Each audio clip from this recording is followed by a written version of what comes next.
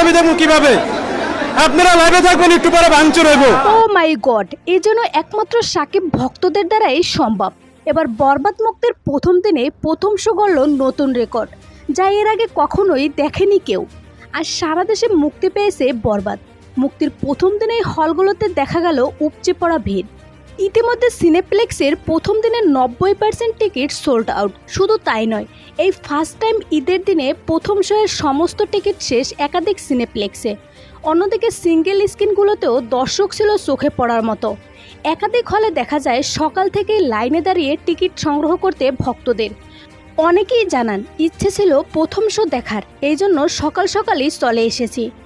অন্যদিকে একাধিক সূত্র থেকে জানা যায় এই প্রথম ফার্স্ট ডেতে ফার্স্ট শো দেখতে ভক্তদের এত পরিমাণ আগ্রহ দেখা গেল, যা নতুন রেকর্ড বলেও মনে করছে অনেকেই। উল্লেখ্য, শাকিব খানের লাইফের সবথেকে বড় বাজেট ও সবথেকে বেশি ভায়োলেন্স সিনেমা এটি।